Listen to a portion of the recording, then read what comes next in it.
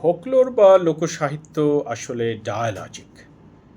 ডায়ালজিক শব্দটা আসলে ডায়ালগ এই শব্দ আমি ধার করেছি রাশিয়ান ফর্মালিস্ট লিঙ্গুইস্ট মিখাইল বাখতিনের কাছ থেকে, যিনি বলছেন যে একটি টেক্সটে অনেক স্বর থাকে, অর্থাৎ একটি টেক্সট আসলে পলিফোনিক।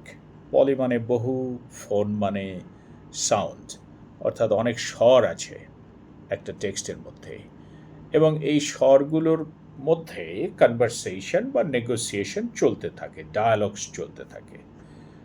আর ডায়ালগস ছাড়া তো নতুন জ্ঞান উৎপাদন সম্ভব নয়। আর নতুন জ্ঞানের উৎপাদন যে কোনো জনগোষ্ঠীর জন্য অবশ্য জরুরি, কারণ নতুন জ্ঞানের উৎপাদন ছাড়া কোনো সমাজই সামনের দিকে এগিয়ে যেতে পারে না। নতুন জ্ঞান উৎপাদন না করলে সেই সমাজ শুধু পেছন দিকেই হাঁটে। তো ফোকলোর বা ফোক টেইলস যেটা আমরা দেখি, যেমন ধরুন আপনি যদি পঞ্চতন্ত্রের গল্পগুলো দেখেন, সেখানে আমরা দেখছি যে আহ, একটি খরগোশ একটি সিংহের সাথে কনভারসেশনে লিপ্ত হয়েছে, অথবা আমরা দেখছি খরগোশ কচ্ছপের মধ্যে কনভারসেশন আছে, একটা কুমিরের সাথে একটা বানরের কনভারসেশন আছে। এই কনভারসেশনগুলো আসলে মেটাফরিক্যাল। একটা খরগোশ দুর্বল প্রাণী, আর সিংহ বনের রাজা। এই রাজার সাথে প্রজার যে কনভারসেশন, সেটি গণতান্ত্রিক পরিবেশে বা একটি সমাজে গণতন্ত্র নিশ্চিত করার জন্য অতীব জরুরি। এই ডায়ালগস অতীব জরুরি দুইটি পক্ষের মধ্যে, পাওয়ার স্ট্রাকচার একদিকে, আর একদিকে শাসিত জনগণ। এই দুয়ের মধ্যে কনভারসেশন ছাড়া, বোঝাপড়া ছাড়া যে কোনো সমাজেই গণতন্ত্র প্রতিষ্ঠিত হতে পারে না। তো সেই মেটাফরিক্যাল ম্যানিফেস্টেশনটাও কিন্তু এই গল্পের মধ্যেই আমরা পাচ্ছি। এইটাকেই আমরা বলছি ডায়ালজিজম। শুধু তাই নয়, একটা সমাজের নানান অনুষঙ্গ, অর্থনীতি বলুন, রাজনীতি বলুন, সংস্কৃতি বলুন, নীতিশাস্ত্র বলুন, দর্শন বলুন, সব কিছুর উপস্থিতিতেই তো একটি সমাজ তৈরি হয়। আর এই সব অনুষঙ্গের মধ্যে অনবরত কনভারসেশন বা নেগোসিয়েশন চলতে থাকে। সেগুলোরই একটি আহ, বলা যায় যে একটা ক্যাপসুলে ভরিয়ে দিলে যে জিনিসটা তৈরি হয়, সেটি আসলে এই ফোক গল্পগুলো, এই লোকজ গল্পগুলো, যেগুলোকে আমরা ফেবলস বলছি। আমরা ঈশপের ফেবলসের কথা জানি, আমরা আমাদের এই উপমহাদেশের পঞ্চতন্ত্রের কথা জানি, আমরা জাতক গল্পের কথা জানি, আমরা ঠাকুরমার ঝুলি পড়েছি আমাদের শৈশবে। এই সব কিছুই কিন্তু ফোকলোর বা ফোক টেইলসের যে বিরাট ভাণ্ডার আমাদের, সেগুলোর ইনগ্রেডিয়েন্টস বা উপাদান, এগুলো নিয়েই আমাদের ফোকলোর তৈরি হয়। ফোকলোর একটি জাতির আসলে মেমোরি ব্যাংকের মতো।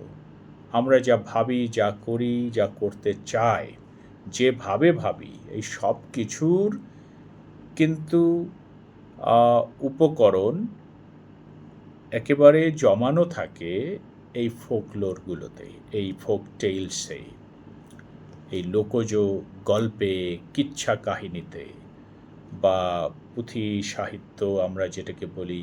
ইভেন আমাদের যে লোকজ নাচ আছে, গান আছে, আমাদের যে পুঁথি সাহিত্য আছে, আমাদের ইভেন জারি গান, সারি গান, সেগুলোর মধ্যে কিন্তু আমাদের এই সমাজের যে নানান ভাবনা কাঠামো এবং সেগুলোর মধ্যে যে কনভারসেশন বা নেগোসিয়েশন, সেগুলোরই চমৎকার উপস্থাপনা এই ফোক লিটারেচারে আমরা পাই।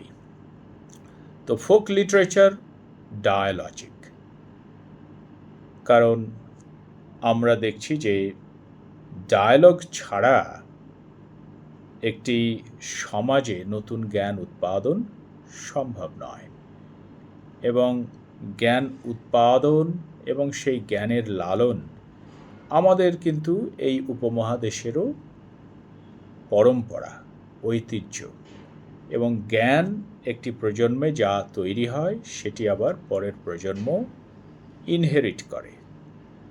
তো এইভাবে জ্ঞানের পরম্পরা চলতে থাকে এবং এই পরম্পরা বহন করে আমাদের লোকজ সাহিত্য। কিন্তু যখন এই লোকজ সাহিত্য ঔপনিবেশিকদের হাতে এসে পড়ল, তারা এই গল্পগুলোকে স্যানিটাইজ করে ফেললেন নিজেদের স্বার্থে। যে গল্প ছিল ডায়ালজিক, যে গল্প ছিল পলিফোনিক, সেই গল্পগুলোকে তারা একেবারে মনোলজিক করে ফেললেন। অর্থাৎ সেই গল্পগুলোকে জাস্ট ওয়ান ওয়ে স্টোরি যাকে বলা হয়। তারা বললেন যে এই লোকজ গল্পগুলো শুধুমাত্র তোমাদের ডাইডাকটিসিজম বা উপদেশ দেওয়ার জন্য বা ভালো এবং মন্দের পার্থক্য শেখানোর জন্য এই গল্পগুলো তৈরি করা হয়েছে। অর্থাৎ আমরা সেখানে রাক্ষস দেখছি, সেই গল্পে শাকচুন্নি দেখছি, এবং তাদেরকে আমরা দেখছি যে তারা নানান অনিষ্ট করছে এবং শেষে শাস্তি পাচ্ছে। সেখান থেকে আমরা শিখছি যে ভালো কাজ করলে ভালো ফল পাওয়া যায়, খারাপ কাজ করলে শাস্তি পাওয়া যায়। এই শিক্ষাটুকু, অর্থাৎ এই ডাইডাকটিক যে উদ্দেশ্য, শুধু এইটুকুর মধ্যে ঔপনিবেশিকরা আমাদের গল্পগুলোকে সীমাবদ্ধ করে ফেললেন। অর্থাৎ যে গল্প আমাদের ক্ষমতা কাঠামোর মুখোমুখি দাঁড়িয়ে প্রতি প্রপঞ্চ নির্মাণের উৎসাহ দিত, যে গল্প আমাদের ক্ষমতা কাঠামোর বিরুদ্ধে রেজিস্ট্যান্স নির্মাণের উৎসাহ দিত, সেই গল্পকে তারা বললেন যে না, এটা তোমাদের নীতি জ্ঞান শেখানোর জন্যে, শুধু উপদেশ দেওয়ার জন্যে এই গল্পগুলো। এবং এটা তারা করলেন খুব দুরভিসন্ধি নিয়ে, কারণ তারা চায়নি কখনো যে আমরা তাদের প্রপঞ্চের বিরুদ্ধে দাঁড়িয়ে আমরা প্রতি প্রপঞ্চ নির্মাণ করি। ক্ষমতা কাঠামো এটা কখনোই চায় না যে তার প্রপঞ্চের বিরুদ্ধে দাঁড়িয়ে জনগণ প্রতি প্রপঞ্চ নির্মাণ করুক। এটা ঔপনিবেশিক চর্চা, এটা আমরা ইতিহাসে দেখেছি। এবং তারা এই প্রতি প্রপঞ্চ নির্মাণকে নিরুৎসাহিত করার জন্যে অনেক রকমের কৌশল ব্যবহার করেন, অনেক অ্যাপারেটাস ব্যবহার করেন। আমাদের ইতিহাসের ভার্সন তারা চেঞ্জ করে দিয়েছেন। আমাদের যারা লেজেন্ডস ছিলেন তাদের ভার্সন তারা চেঞ্জ করে দিয়েছেন, বদলে দিয়েছেন। আমাদের যে কিংবদন্তি ছিল সেগুলোকে তারা বদলে দিয়েছেন, দেওয়ার চেষ্টা করেছেন খুবই দুরভিসন্ধি নিয়ে, আমাদের শুধু বিচ্যুতি ঘটানোর জন্য, যে আমরা যেন শেকড় থেকে বিচ্যুত হই। আর শেকড়চ্যুত জাতি কখনো কাউন্টার ডিসকোর্স বা প্রতিপ্রপঞ্চ নির্মাণ করতে পারে না, আর না পারলে তার দাসত্বটা দীর্ঘায়িত হয়। তো সেইটা করার জন্য আমাদের ফোকলোরকে তারা স্যানিটাইজ করেছিল।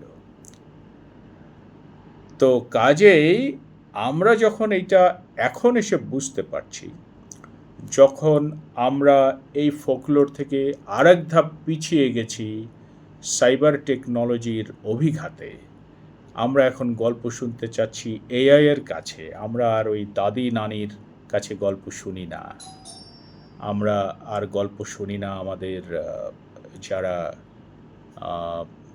সিনিয়র আছেন তাদের কাছে। আমরা এখন গল্প শুনতে চাই এআইয়ের কাছে, গল্প শুনতে চাই সাইবার প্রযুক্তির কাছে। তো এটি তো এক ধরনের বড় ধরনের বিচ্যুতি, এবং সেটি হয়তো চায় যারা আমাদের ইন্টেলেকচুয়ালি, ইকোনমিক্যালি, পলিটিক্যালি দাস বানাতে চান। তো আমরা যখন এটা বুঝতে পারছি, তখন আমাদের এখন উচিত যেটা, সেটা হলো আমাদের ফোকলোরগুলোর সঠিক এবং সঠিক মানে আক্ষরিক অর্থেই সঠিক পাঠ প্রয়োজন।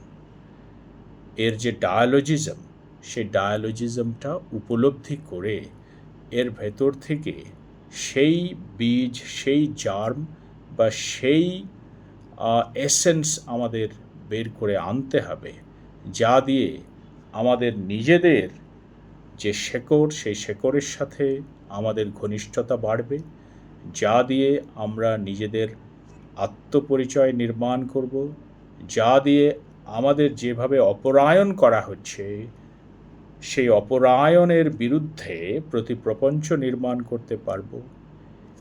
এই উপাদানগুলো, এই উপকরণগুলো আমাদের ফোকলোর থেকে নিতে হবে, নিয়ে কাজে লাগাতে হবে। এবং আমার মনে হয় যে সেটিও একটি কাজ, অন্যান্য কাজের মতো, অন্যান্য যে কাজগুলো আমরা করছি প্রতিপ্রপঞ্চ নির্মাণের জন্য, সেগুলোর মতো এটিও একটি কাজ হবে যে আমাদের ফোকলোরের সঠিক পাঠ, পুনঃপাঠ এবং এই ফোকলোরগুলোর যে উপনিবেশায়ন হয়েছে সেটি থেকে উদ্ধার করে সেটিকে প্রতিপ্রপঞ্চ নির্মাণের হাতিয়ার বানানো। এটিই হোক আমাদের অন্যতম জ্ঞানতাত্ত্বিক কাজ, ইন্টেলেকচুয়াল এন্টারপ্রাইজ। ধন্যবাদ, সবাই ভালো থাকবেন।